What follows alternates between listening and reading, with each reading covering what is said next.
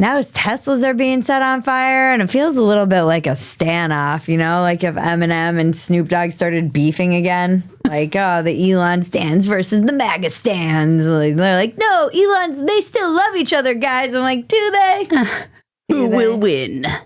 Elon has announced his departure from the Trump administration after 130 days as a special government employee responsible for slashing government spending. Elon assures us that this is for the best and that it's not America's fault, just like my mom told me when my dad moved out. This is all my fault, isn't it? Yeah, kind of. Dude, you're not supposed to say that. On X, he said, as my scheduled time as a special government employee comes to an end, I would like to thank President Donald Trump for the opportunity to reduce wasteful spending. The DOGE mission will only strengthen over time as it becomes a way of life throughout the government. I don't know. This feels like the great divorce is on the horizon. Elon and Trump aren't separated yet. They're not screaming at each other in the car with the kids in the back, but they are whispering loudly in their room. Shh, you're gonna wake up America. Elon isn't getting what he needs. Trump works all the time. Marriage counseling has come up. It's messy. It's gonna get nasty. And in the end, only one will have custody of America. I can't believe I have to know you forever! Oh, you're fucking insane! I do think Elon should have to give everyone in America a list of the 5 things that he did this week as a parting gift.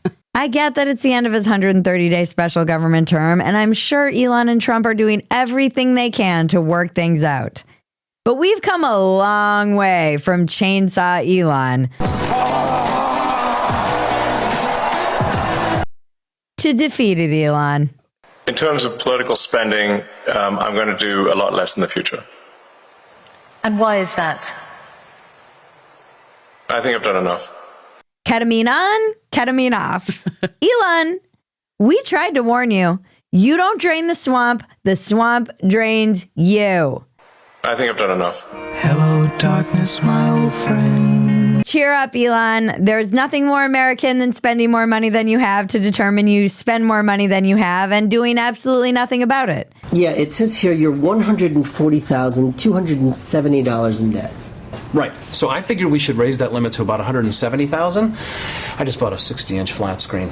DOGE is like getting one of those apps to help you find small transactions in your bank account and then forgetting about it, and it becomes another one of those small transactions in your bank account. I think DOGE basically did its job, but people were kidding themselves if they thought they could just do it all without Congress. I know you're shocked, but I'm of two minds about this. On the one hand, I'm annoyed they couldn't even cut a symbolic amount. But then on the other hand, who gives a shit about symbolism? Let's just cut taxes so at least we can have it better and tell the government to stop spending more. So there is this argument that the debt is now so large and inflation is so bad that cutting taxes in this context might be harmful.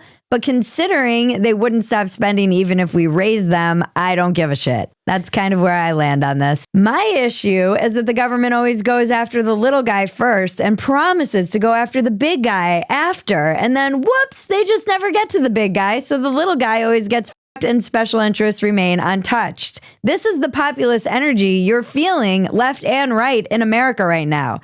And as Marissa, who got doged, told me on my new show, Real America, a couple weeks ago. So do you think that DOGE has set out to do what it intended to do? I think it started that way. I don't know whether or not they have. I'm like, if they don't cut, if they don't do serious, long-term, programmatic cuts to the government, then I'm just lost my job. There was no point in this. And I'm like, either if you're in for a penny, you should be in for a pound and dedicate time and effort into cleaning things up. If you're going to do it, go all the way.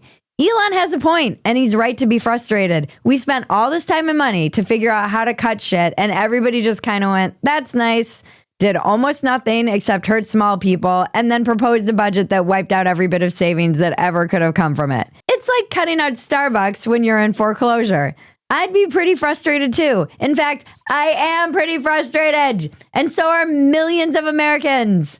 All right, so the bill, big beautiful bill just passed, and I am disappointed in one thing. I am disappointed that the DOGE cuts were not implemented.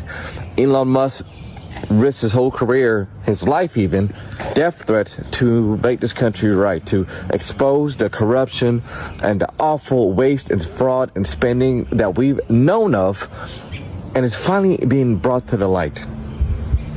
And the Republicans and the Congress are not doing anything about it. They're not voting on it. It wasn't even brought up to Congress. What was it all for? All the exposure. I don't know that MAGA realizes that a lot of people who came over to the right and voted were voting for DOGE.